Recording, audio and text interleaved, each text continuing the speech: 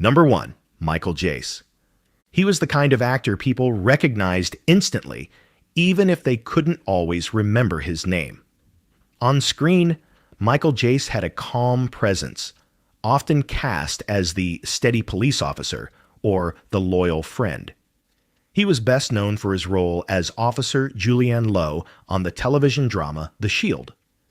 For fans, he was a familiar face in living rooms across America throughout the 2000s. But behind the Hollywood career and the roles that built his reputation, there was another story unfolding, one that would end in tragedy and leave audiences stunned that the man they thought they knew could carry such darkness into his personal life. Before crime ever entered the picture, Jace seemed to live a life most would envy. Born in Paterson, New Jersey, in 1962, he worked his way into acting through persistence and talent. His resume filled steadily, with appearances in films like Forrest Gump and The Replacements, along with steady television work. To the outside world, he appeared to have achieved stability, a steady job, a family, and a respected place in Hollywood. Friends and colleagues described him as soft-spoken and professional.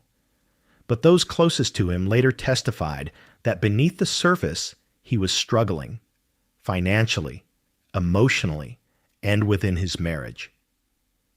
By 2014, those tensions would erupt in the most shocking way. On the evening of May 19th, 2014, in Los Angeles, a call came into 911 from a quiet suburban neighborhood. Michael Jace himself was on the line, telling the operator something almost unthinkable.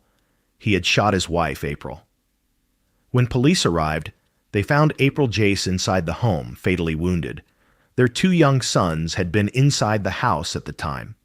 The image of the actor once known for portraying a peace officer, now confessing to taking his wife's life, shook the community. Neighbors described hearing an argument before the sound of gunfire. What had seemed like another ordinary night in their home ended in irreversible tragedy. The investigation quickly centered on Jace's financial stress and marital problems. Records showed that he was facing mounting debt, including bankruptcy, and the couple's marriage had become strained. Detectives pieced together a picture of a relationship under immense pressure. As they searched the house, interviewed family, and traced April's last moments, a troubling timeline emerged. Witnesses recounted how April had been an active, loving mother involved with her church and her children's school. Friends described her as vibrant and dedicated.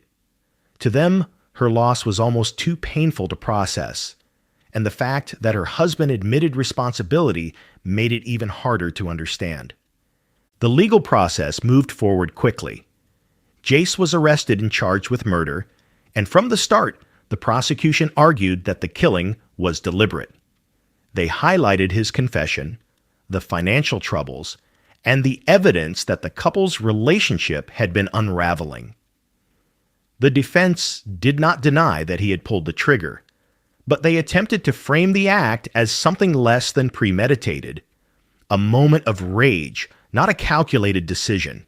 The trial drew media attention because of Jace's fame, but also because of the contrast between his public image and the crime he stood accused of. Each day in court revealed more details about his life, his debts, and the strain of trying to maintain appearances while struggling behind closed doors. In May 2016, after 2 years of legal proceedings, the verdict was handed down. Michael Jace was found guilty of second-degree murder. The jury concluded that while the act had not been fully planned in advance, it was intentional and carried out with malice. For April's family and the couple's children, the verdict brought some sense of justice, though it could not undo the loss. The court sentenced Jace to 40 years to life in prison.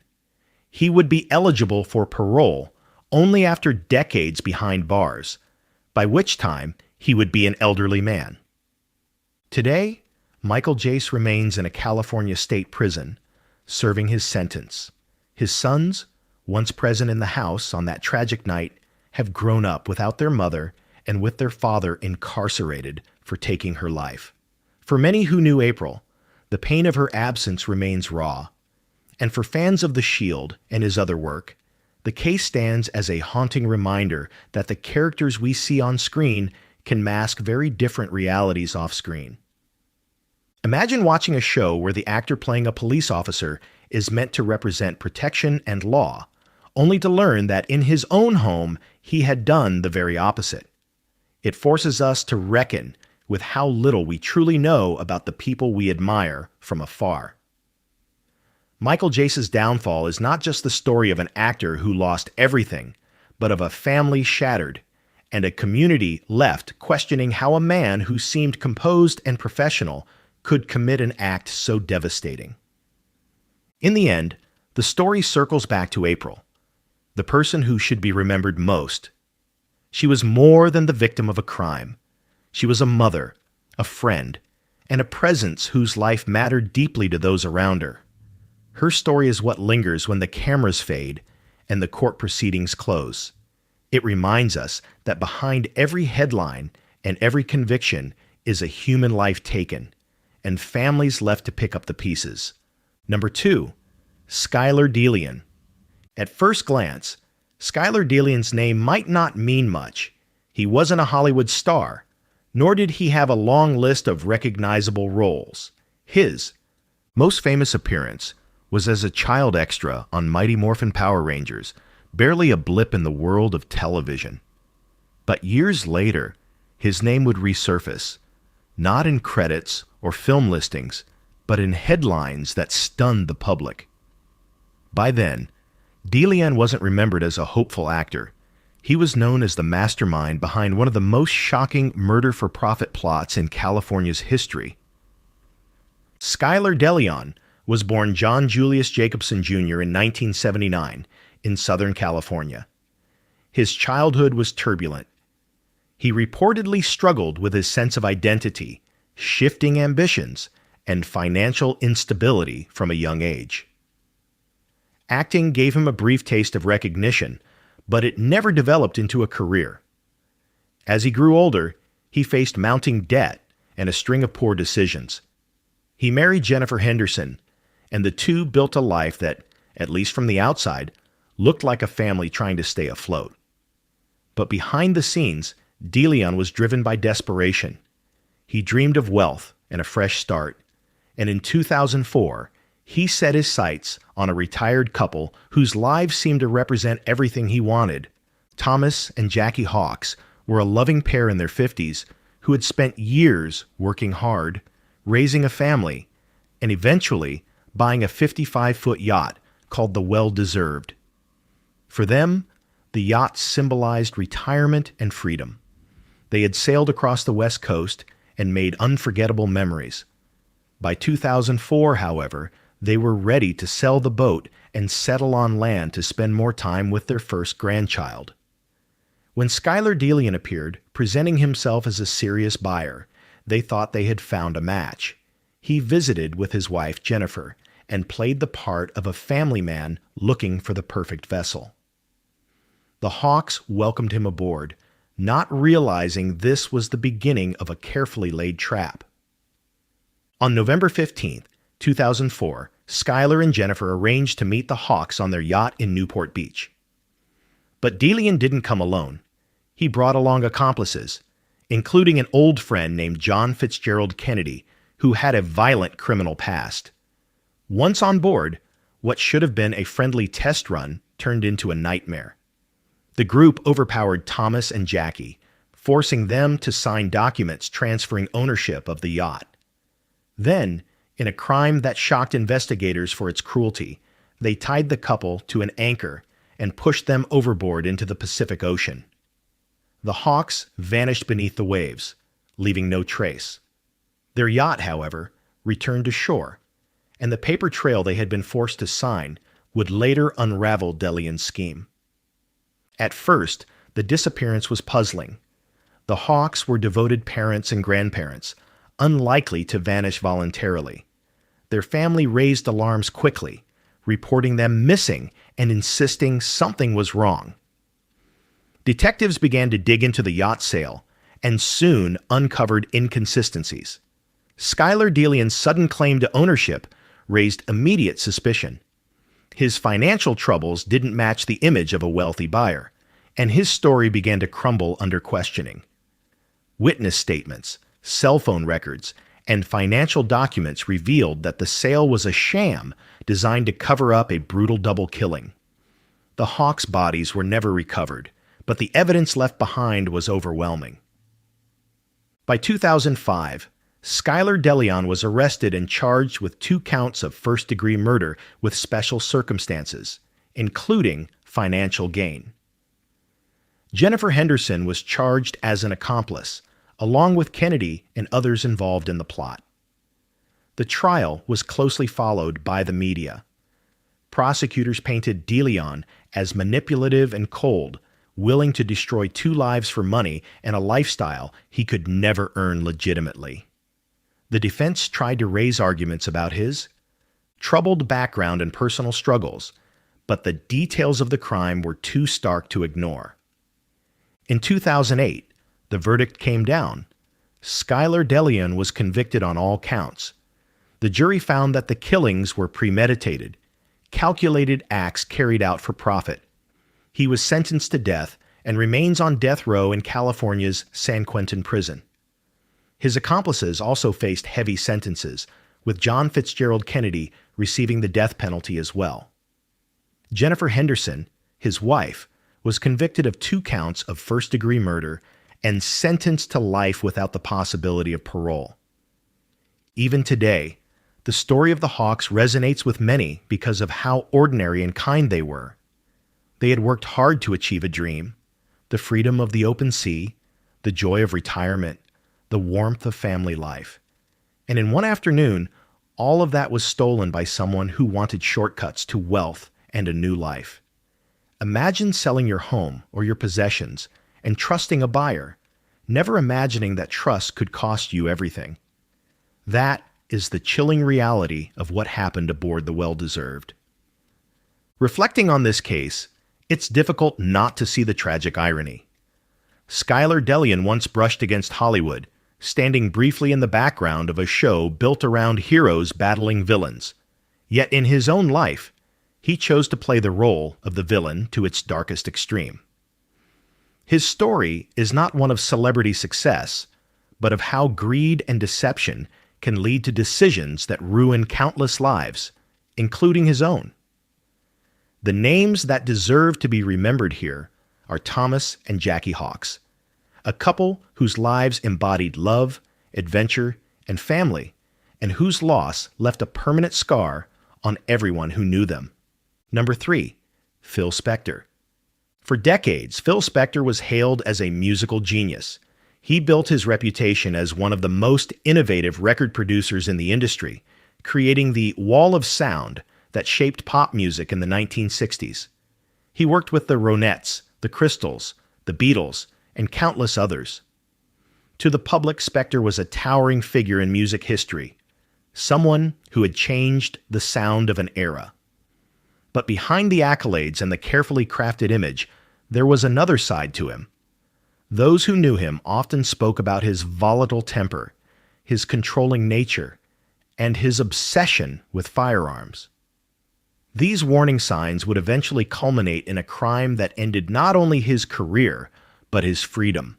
Born in New York City in 1939, Harvey Philip Spector grew up in a household marked by hardship. His father's suicide when he was a child cast a long shadow over his life, and by his teenage years, Spector had turned to music as both an escape and a way to define himself. He formed a group called the Teddy Bears, scoring a #1 hit with To Know Him Is to Love Him while still in high school. From there, his rise was meteoric. By his 20s, he was producing chart-topping records and becoming one of the most sought-after figures in the industry. But as the years went on, his reputation became increasingly complicated. Stories circulated of his mood swings, his paranoia, and his tendency to keep guns close at hand. Those close to him described a man who could shift from charming to threatening in an instant. By the early 2000s, Spector lived in a lavish mansion known as the Pyrenees Castle in Alhambra, California. It was there, on February 3rd, 2003, that his life would change forever. That evening, Spector met Lana Clarkson, a 40-year-old actress and model, at the House of Blues on Sunset Boulevard. Clarkson, known for her roles in 1980s films, had recently been working as a hostess at the club. Spector invited her back to his estate after the club closed, and she agreed. The night that followed ended in tragedy. Just after dawn, Spector's chauffeur, waiting outside the mansion, heard a gunshot. Minutes later, Spector walked outside with a pistol in his hand and reportedly said, "I think I just killed somebody." Inside, Lana Clarkson was found dead from a gunshot wound to the face. The scene left investigators with few doubts. Something had gone terribly wrong inside that house. Spector initially claimed her death had been an accidental suicide, insisting she had taken her own life. But the evidence told a different story. The investigation revealed that Spector had a long history of threatening women with firearms. Several past girlfriends and acquaintances came forward with accounts of him pointing guns at them during arguments. The prosecution used these stories to paint a picture of a man who had a pattern of intimidation and control, especially when alcohol was involved. Clarkson's friends described her as upbeat and focused on her career. None believed she was suicidal. For investigators, the puzzle pieces aligned toward a clear conclusion. Phil Spector had pulled the trigger. The trial that followed was one of the most high-profile celebrity cases of the decade. His first trial, in 2007, ended with a hung jury after months of testimony.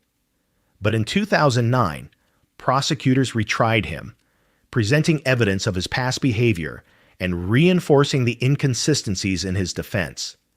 The defense argued that Clarkson had ended her own life, pointing to the lack of eyewitnesses and raising questions about forensic details. Yet, the jury was unconvinced. In April 2009, Phil Spector was found guilty of second-degree murder. At sentencing, the court imposed 19 years to life in prison. He was ordered to serve at least 19 years before he could be considered for parole, meaning he would be in his 80s before he had a chance at release. For someone once celebrated as one of music's greatest visionaries, it was a stunning downfall. Phil Spector spent the remainder of his life behind bars, his health declining over time. In January 2021, he died in a California prison hospital at the age of 81. By then, his musical legacy had been permanently overshadowed by the crime that defined his later years. Imagine this. The man who once shaped the soundtrack of the 1960s, who produced iconic songs that still echo on radios today, lived out his final years in a prison cell. His story is a sharp reminder that brilliance in one part of life cannot erase the damage caused by violence in another. For Lana Clarkson's family and friends, the verdict brought some measure of justice, but it could never restore the life taken so suddenly. Looking back, Phil Spector's legacy is not just about the music he made, but also about the darker truth of who he was away from the studio. It's a reminder that fame and genius can hide destructive flaws, and that even those who seem larger than life are accountable for their actions. Number 4. Corey Miller. In the late 1990s and early 2000s, Corey Miller, better known by his stage name C-Murder, was at the height of his fame. As part of the No Limit Records label, founded by his brother Master P, he was a key figure in the Southern rap movement. His albums charted, his music videos played on TV, and he toured across the country, building a fan base that saw him as both a talented artist and a voice from the streets. But even as his career flourished, Miller's life outside the studio was more complicated. His name would soon be linked not to music charts, but to a tragic killing that ended in a courtroom, with a guilty verdict that has kept him behind bars for decades. Born in 1971 in New Orleans, Louisiana, Corey Miller grew up in a family where music was both an outlet and an opportunity. Alongside his brothers, Percy Master P. Miller and Vishon Silk the Shocker Miller, Corey became part of a hip-hop dynasty that put New Orleans firmly on the rap map. His albums, including Life or Death and Bassolini, showcased his aggressive style and raw storytelling. To his fans, C Murder was authentic, someone who spoke from real experience. But away from the stage, his life intersected with the same dangers and conflicts he often rapped about. The crime that would change everything took place on the night of January 12, 2002. Corey Miller was at the Platinum Club, a nightclub in Harvey, Louisiana, just across the Mississippi River from New Orleans. The club was packed, filled with music, energy, and tension. At some point in the night, a fight broke out. In the chaos, a 16-year-old named Steve Thomas was beaten and then fatally shot. Witnesses placed Miller at the scene, and his presence as a high-profile figure immediately drew attention. In the days that followed, investigators began piecing together the events, and the name C Murder quickly shifted from headlines in the entertainment section to the front page of crime reports. The investigation revealed conflicting stories, but several witnesses claimed Miller was directly responsible for firing the shot that killed Thomas. The young victim was described as a fan, someone who admired Miller's music, making the crime all the more devastating to his family. Detectives noted the difficulty of untangling events in a crowded nightclub where alcohol, loud music, and dozens of people made clear recollections hard to come by. Still, enough evidence mounted for prosecutors to charge Miller with second-degree murder. The legal process that followed was long, messy, and controversial. His first trial, in 2003, ended in a conviction and a mandatory life sentence. But that verdict was later overturned after it came out that prosecutors had withheld criminal background information on witnesses. In 2009, Miller was retried, and once again, the courtroom filled with conflicting testimonies, retractions, and questions about credibility. This time, however, the jury returned another guilty verdict. Miller was sentenced again to life in prison without the possibility of parole. Throughout both trials, Miller maintained his innocence. His defense argued that unreliable witnesses, some pressured or incentivized, had built a false picture of what happened. Supporters pointed to inconsistencies, with some witnesses later recanting their statements. High-profile advocates, including Kim Kardashian, have since pushed for his release, citing concerns over fairness and possible misconduct. Despite these efforts, the courts have upheld his conviction, leaving him to serve his sentence at the Louisiana State Penitentiary, known as Angola. Today, Corey Miller continues to record music from prison, releasing songs and albums that reach his loyal fan base. His story has become one of both tragedy and controversy. Tragedy because a teenager lost his life in a senseless act of violence, and controversy because questions still linger about whether Miller truly received a fair trial. Imagine being a young fan, excited to see a performer you admire, only for that night to end in chaos and death. Imagine being a community watching one of its brightest stars, someone who rose out of poverty to fame, fall back into the cycle of crime and punishment. For Steve Thomas's family, the focus remains on the life that was taken, a son who never came home. For Miller's supporters, the focus is on the flaws in the system and the possibility of wrongful conviction. In the end, the case of C Murder sits at a difficult intersection of fame, violence, and justice. It forces the question of how much we can separate the artist from the man, and how the glare of celebrity can sometimes cloud or intensify the pursuit of truth. For Corey Miller, the name C Murder once just a rap moniker, became a label that defined his life in ways he could never escape. Number 5. Aaron Hernandez. Aaron Hernandez was supposed to be a superstar. Born in 1989 in Bristol, Connecticut, he showed athletic promise from a young age. By high school, he was already a standout football player, and by college, he was a tight end for the University of Florida Gators, helping them win a national championship in 2009. In 2010, he was drafted into the NFL by the New England Patriots, where he quickly became one of Tom Brady's go-to targets. At only 22 years old, he signed a 5-year, $40 million contract extension, the kind of deal that suggested he'd be a household name for years to come.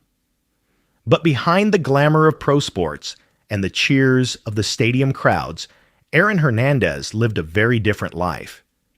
It was a life marked by volatile relationships, impulsive decisions, and connections to crime that would eventually destroy his career and his freedom. Despite his success, Hernandez struggled to leave behind the influences of his past. He had been raised in a household where violence and instability often loomed, and though football gave him structure, his off-the-field choices revealed a darker side. Reports described him as charming in public, but prone to paranoia and bursts of aggression. He surrounded himself with friends who had criminal backgrounds, and despite his wealth and opportunity, he seemed drawn back into dangerous environments. For the Patriots, his potential on the field was undeniable, but for those who knew him personally, there was always a sense of looming trouble. That trouble came to light in June 2013. On June 17th, the body of Odin Lloyd, a 27-year-old semi-professional football player, was found in an industrial park just a mile from Hernandez's mansion in North Attleboro, Massachusetts. Lloyd was dating the sister of Hernandez's fiancée, which made his connection to Hernandez personal as well as social. Lloyd had been shot multiple times, and suspicion quickly fell on the NFL star. Surveillance footage, text messages, and cell phone records soon painted a disturbing picture. Hours before his death, Lloyd had been in contact with Hernandez, and the evidence suggested Hernandez had lured him out that night. As police closed in, the details became impossible to ignore. Surveillance cameras at Hernandez's own home showed him holding a gun shortly after Lloyd's killing. Texts between Hernandez and friends lined up with the timeline of events. Within days, Hernandez was arrested and charged with first-degree murder. For the Patriots, the news was devastating. Within hours of his arrest, the team released him, cutting ties with a player once seen as central to their future. For fans, it was surreal. An NFL star in handcuffs, charged with killing someone connected to his own family. The trial began in 2015 and drew national attention. The prosecution argued that Hernandez had orchestrated the killing after a dispute with Lloyd, driven by a mix of anger, paranoia, and fear of betrayal. They presented evidence of his movements that night, including security footage, ballistic matches, and eyewitness accounts that tied him to the crime. The defense attempted to raise doubts, suggesting that the evidence was circumstantial and that Hernandez's friends might have been responsible. But the jury found the case compelling. On April 15, 2015, Hernandez was convicted of first-degree murder and sentenced to life in prison without the possibility of parole. The conviction shocked the sports world. Just a few years earlier, Hernandez had been celebrated as one of the NFL's rising stars, a young man with extraordinary athletic ability and a multi-million-dollar future. Now, he was a convicted killer, his career over before his 26th birthday. The trial revealed not just the crime, but also the duality of his life: the disciplined athlete on the field, and the reckless, dangerous man away from it. Hernandez's legal troubles didn't end there. He was later tried in connection with a separate double killing in Boston in 2012, though he was acquitted of those charges. By then, however, the damage to his life and legacy was irreversible. In 2017, just 2 years into his life sentence, Hernandez was found dead in his prison cell, ruled a suicide. His death closed the chapter on a story that had already spiraled beyond comprehension. Imagine the arc of his life, from a boy who dreamed of making it big in football to a man who had achieved everything most athletes only dream of, only to throw it all away in a single night of violence. For Odin Lloyd's family, the pain of their loss never faded. For fans of football, the case became a chilling reminder that athletic talent and fame can't protect someone from the consequences of their choices. Aaron Hernandez's name now stands not as a symbol of NFL greatness, but as a cautionary tale. It's the story of wasted potential, of lives cut short, and of how the choices we make can erase even the brightest future. Number 6. John DuPont. For much of his life, John DuPont was defined by privilege. He was born in 1938 into one of America's wealthiest families, heirs to the DuPont chemical fortune.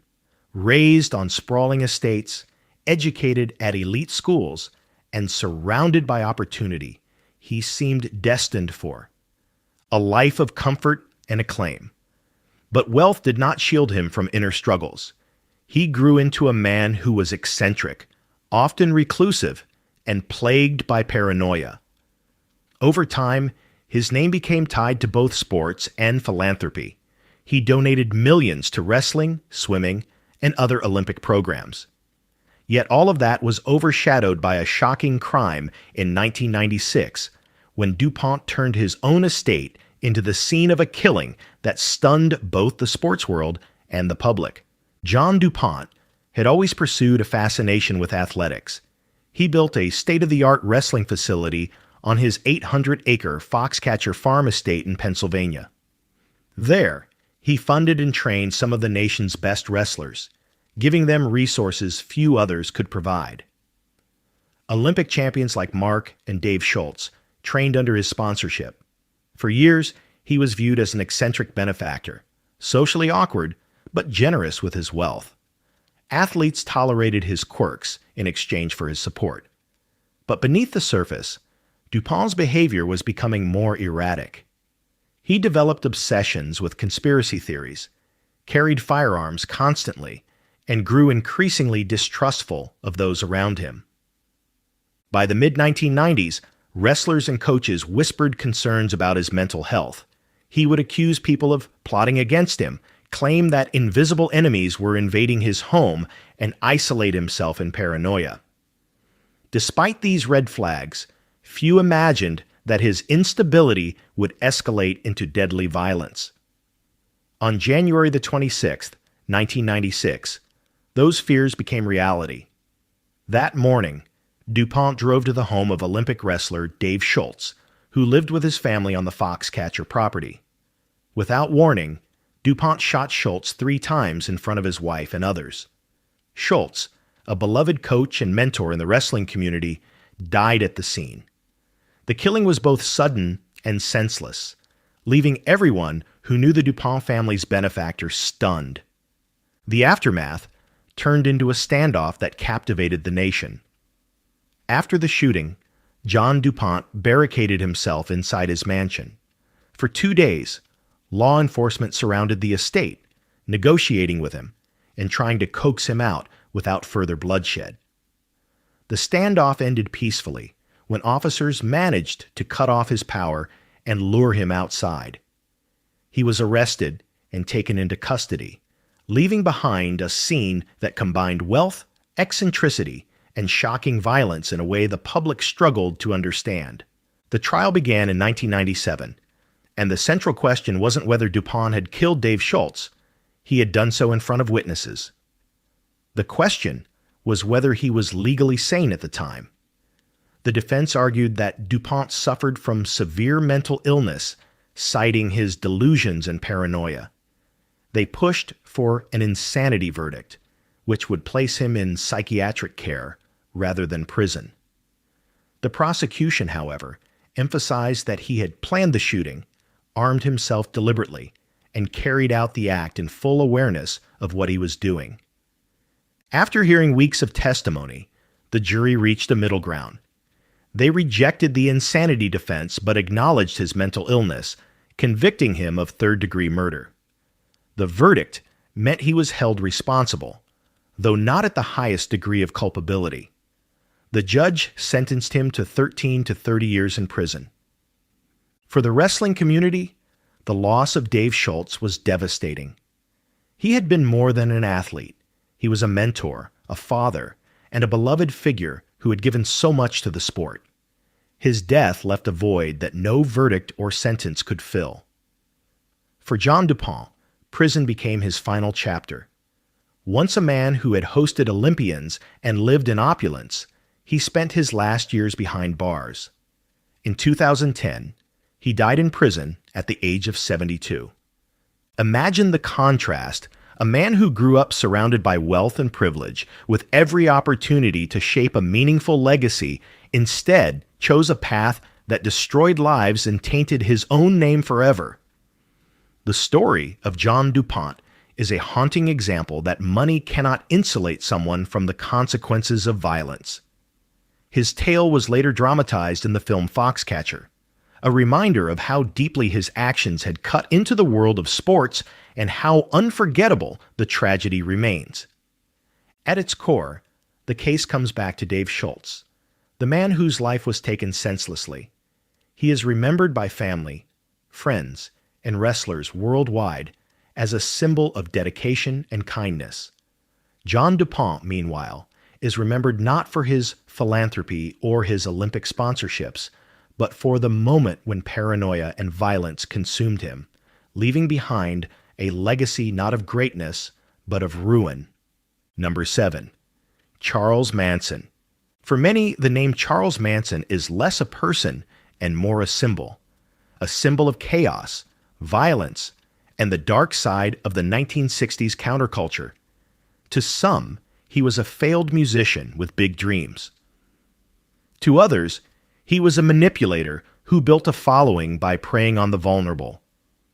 By the end of the decade, he had become the face of one of the most infamous crime sprees in American history, one that left the nation shocked and forever changed how people thought about cults, celebrity, and the illusions of peace and love. Manson was born in 1934 in Cincinnati, Ohio, to a troubled young mother. His childhood was marked by neglect, time in reform schools, and a long string of petty crimes. By the time he reached adulthood, Manson was more familiar with prison cells than classrooms. But beneath the instability, he developed an uncanny ability to manipulate and persuade. When he was released from prison in 1967, he drifted to San Francisco during the height of the hippie movement. It was the summer of love, a time when young people were searching for meaning, community, and freedom. Manson seized the opportunity. He began gathering followers, mostly young women, who were drawn to his charisma and his message of love, freedom, and living outside society's rules. Calling themselves the Manson family, they lived communally, often on the fringes of California, moving from San Francisco to a ranch outside Los Angeles. Manson painted himself as a spiritual guide, blending ideas from the Bible, music, and his own twisted interpretation of social revolution. But beneath the talk of peace, he preached paranoia and violence.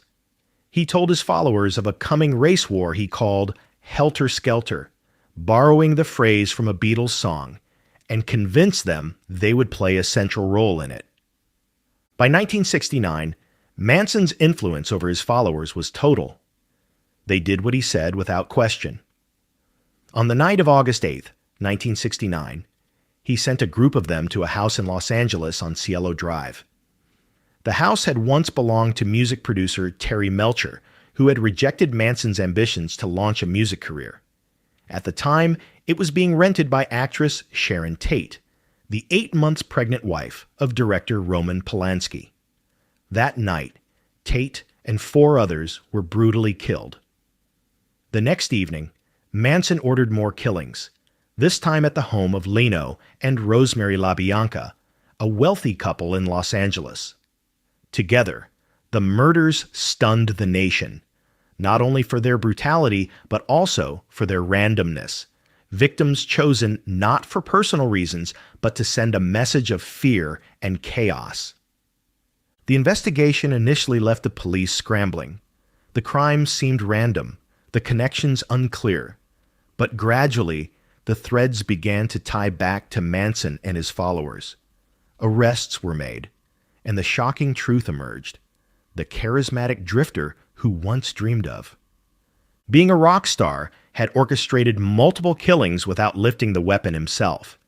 His influence was so complete that his followers carried out his orders with chilling devotion. The trial that followed in 1970 was one of the most infamous in American history. Manson and several of his followers, including Susan Atkins, Patricia Krenwinkel, and Leslie Van Houten, were charged with multiple counts of first-degree murder and conspiracy.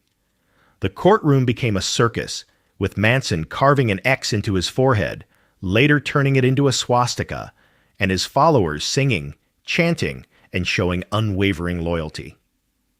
Prosecutor Vincent Bugliosi laid out the theory of helter-skelter, explaining how Manson used paranoia and manipulation to push his followers into killing for him.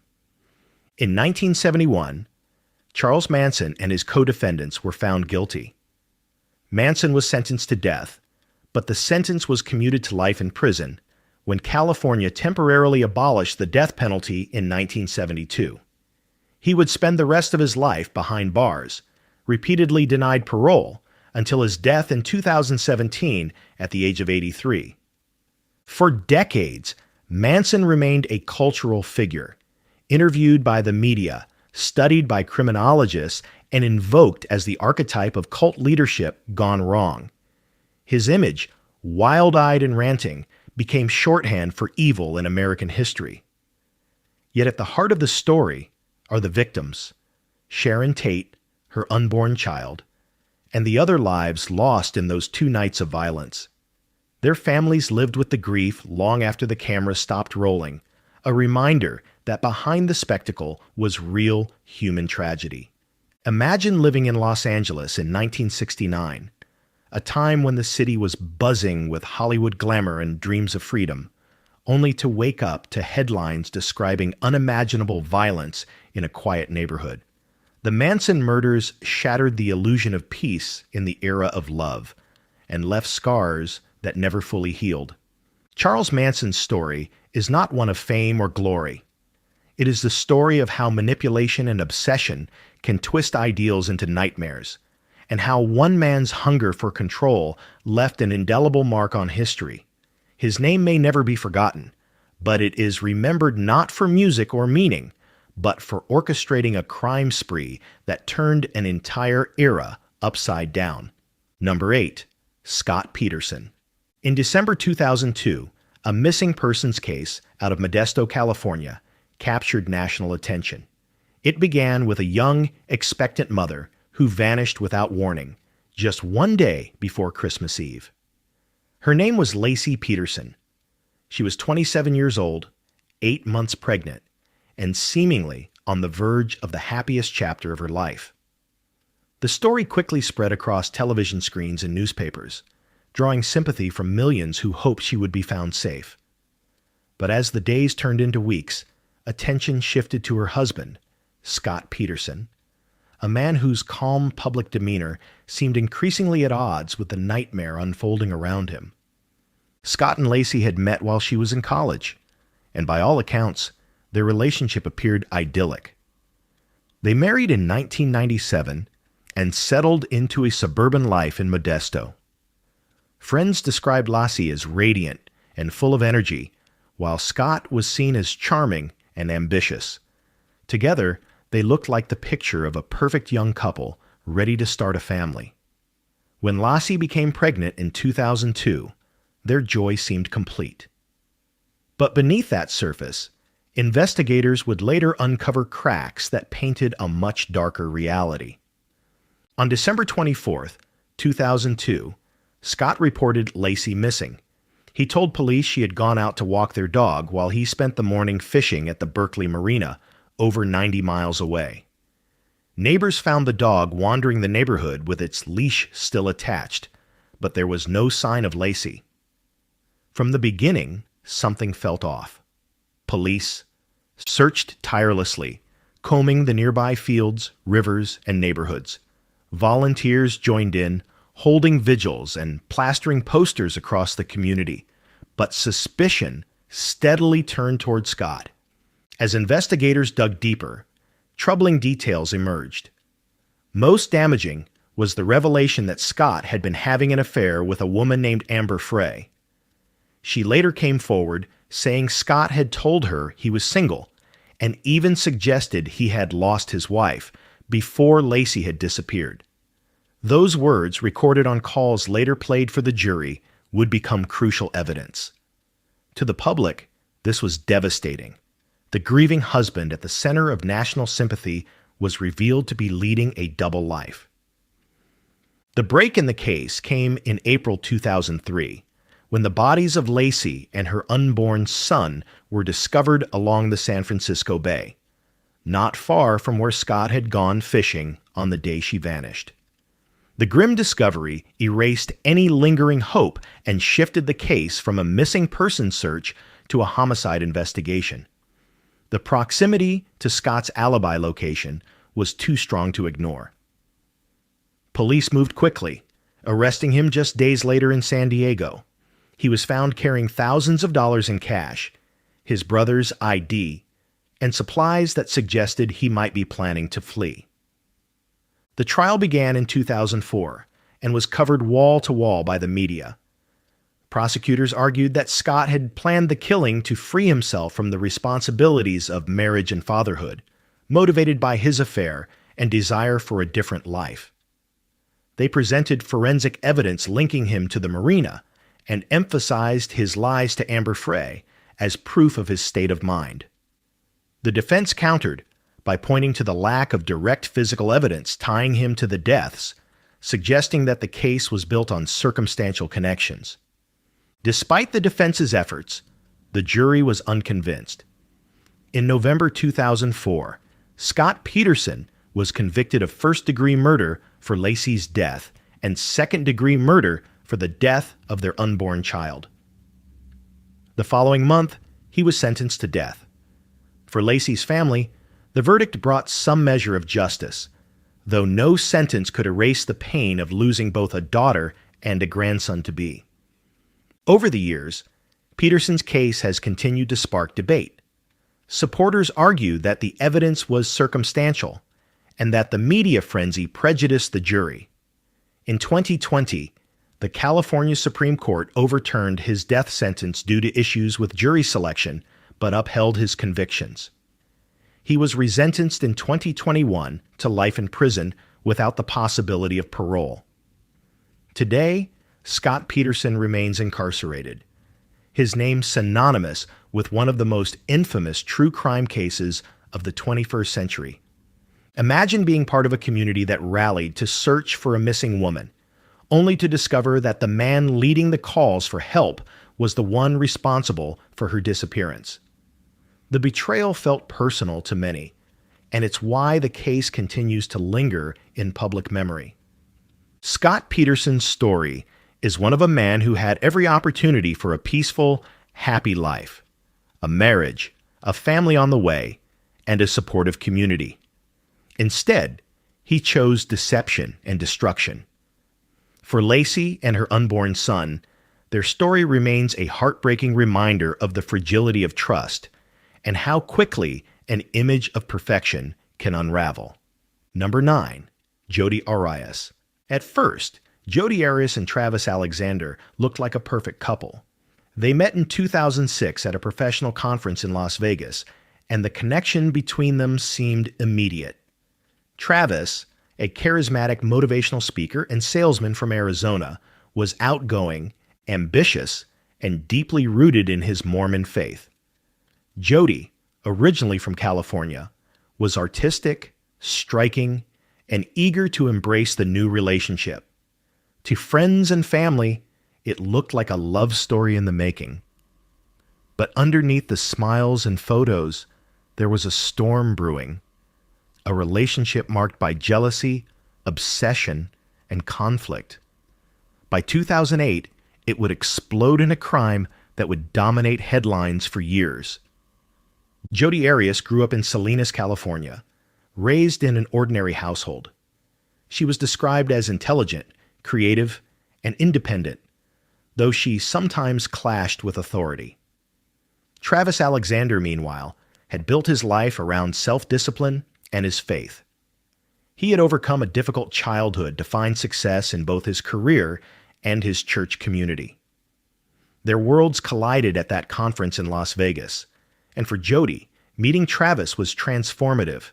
She converted to his faith, was baptized in 2006, and soon moved closer to him in Mesa, Arizona. Friends of Travis, however, sensed problems early on. They described Jodi as deeply infatuated, sometimes to the point of being overwhelming, while Travis was more cautious about the relationship. Over time, the relationship turned rocky. They broke up, reconciled, and broke up again. Friends noticed Jodi showing up unannounced, checking his phone, and struggling to accept the end of their romance. Travis confided to those close to him that he was worried about her intensity and the way she seemed unable to let go. Despite their conflicts, they stayed in touch, a connection that would prove dangerous. On June 4th, 2008, Travis Alexander was scheduled to attend a business trip to Cancun with friends, but he never made it. After he missed important calls and meetings, his friends grew worried. On June 9th, they went to his home. What they found shocked them. Travis was dead in his bathroom. The scene was gruesome, and investigators immediately began piecing together what had happened. The sheer violence of the crime suggested rage and familiarity, leading detectives to look at those closest to him. Jodi Arias quickly became the prime suspect. At first, Jodi denied any involvement. She told police she hadn't seen Travis in months. But when confronted with evidence, including time-stamped photos found on a recovered camera that placed her in the house that very day, her story changed. She then claimed masked intruders had killed Travis, sparing her life. Later, her account shifted again, this time admitting she had killed him, but framing it as self-defense after a sudden attack. The shifting stories only deepened suspicion, and prosecutors argued she was lying to cover up a deliberate act. The trial, which began in 2013, became one of the most closely watched in recent memory. Televised and streamed across the country, it gripped audiences with its mix of shocking crime scene details, conflicting narratives, and the drama of Arias herself taking the stand for 18 days of testimony. Prosecutors argued that the killing was premeditated, pointing to evidence like her driving across states, filling gas cans to avoid tracking, and deleting photos from the camera. The defense countered by portraying her as a victim of emotional turmoil, claiming she acted in fear. After months of testimony, the jury reached a decision. In May 2013, Jodi Arias was convicted of first-degree murder. The sentencing phase dragged on through two separate juries, with some jurors pushing for the death penalty while others voted for life. Ultimately, in 2015, the judge sentenced her to life in prison without the possibility of parole.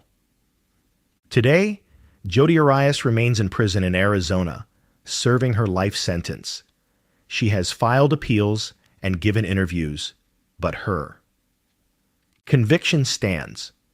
The case continues to fascinate the public, not only because of the brutality of the crime, but because of the way it unfolded like a drama in real time, with Arias herself often at the center of the spectacle.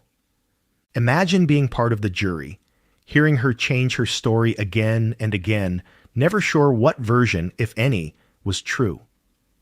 Imagine being one of Travis's friends, knowing he had voiced concerns about Jody, and then living with the knowledge that his worst fears came to pass.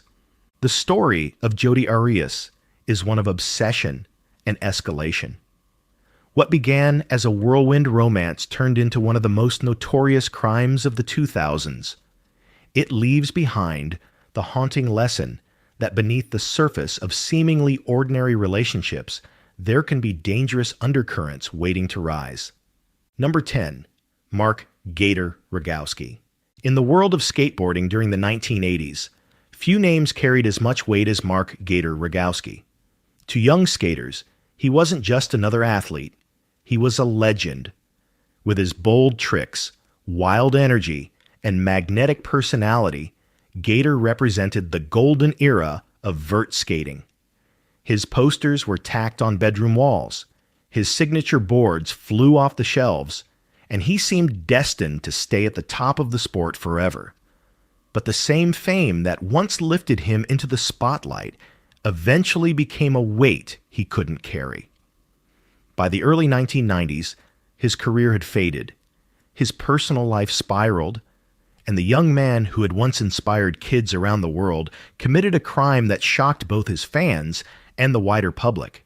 Mark Anthony Rogowski was born in 1966 in Brooklyn, New York, but grew up in California, where skateboarding was more than a pastime.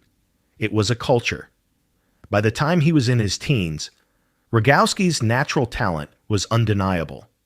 He joined Vision Skateboards and became one of the biggest names in the sport. Known for his aggressive style and daring aerial moves, he quickly earned the nickname Gator. By the mid-1980s, Gator was everywhere. Magazines, commercials, and skate competitions that drew crowds eager to see him perform. He had money, fame, and an audience that adored him. But as street skating rose in popularity toward the end of the decade, Rogowski's vert-centered style lost the spotlight.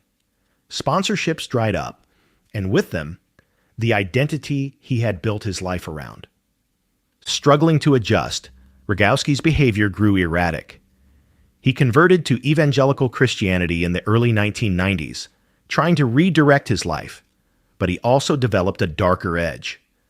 Friends noted his jealousy, mood swings, and need for control, particularly in his romantic relationships. When his long-term girlfriend Brandy McLean broke up with him, it hit him hard. He became fixated on her, angry at her independence, and paranoid about losing influence over the people in his life. It was during this unstable period that he crossed paths with Jessica Bergston, a friend of Brandy's, who had recently returned to California after spending time abroad. On March 20th, 1991, Rogowski invited Jessica to his condominium in Carlsbad, California. Jessica was friendly and trusting, and she knew him through mutual friends, so she agreed. But what was supposed to be a casual meeting turned into a horrific crime. In his apartment, Rogowski attacked her, then placed her body in a surfboard bag. He drove out to the desert, leaving her remains in a remote area. For weeks, Jessica's family and friends searched for her, reporting her missing and hoping she would return. But there were no answers, no clear trail to follow. As the investigation dragged on, Rogowski began to unravel. Guilt weighed on him, and he sought counseling from a pastor. During one of those sessions, he confessed what he had done. That confession eventually reached law enforcement, and in May 1991, police arrested him. What had once been whispers about his strange behavior suddenly turned into a very public reckoning. Fans who had grown up idolizing Gator were stunned to hear the details. The man whose face had once been plastered across a skateboarding culture was now accused of a brutal killing. In court, Rogowski pled guilty to first-degree murder and sexual assault. There was no lengthy trial, no jury deliberation, just a swift and devastating conclusion. In 1992, he was sentenced to 31 years to life in prison. For the family of Jessica Bergston, the sentence was justice, though it could never replace the daughter, sister, and friend they had lost. For the skateboarding community, it was a painful reckoning. One of their heroes, someone who had defined an entire era of the sport, was revealed to be capable of an act that erased his legacy forever. Decades later, Rogowski remains in prison. He has become eligible for parole multiple times, but each request has been denied. In hearings, he has expressed remorse, admitting how his jealousy, anger, and inability to cope with failure led to choices that destroyed two lives, Jessica's and his own. His story has been told in documentaries and articles as a cautionary tale of fame, downfall, and the consequences of unchecked rage. Imagine being a teenager in the 1980s, clutching a gator skateboard and watching your hero soar through the air at competitions, never imagining that years later that same hero would be infamous not for his tricks, but for taking someone's life. Imagine being Jessica's family, hearing how she trusted a friend of a friend, only to never come home again. These contrasts are what make the case so haunting. The way fame and adoration can mask flaws that eventually spiral out of control. The legacy of Mark Gator Rogowski is not his championships or his tricks. Those accomplishments are overshadowed by the crime he confessed to and the life he destroyed. His story forces us to look at the darker side of celebrity, how adoration can sometimes hide instability, and how fame, once lost, can leave a void filled with dangerous impulses. Above all, it reminds us that behind the headlines and notoriety are victims whose lives must never be forgotten. For Jessica Bergston's loved ones, the memory of who she was, kind, adventurous, and full of promise, is what matters most. And for the rest of us, the fall of Gator is a sobering reminder that heroes are not always what they seem.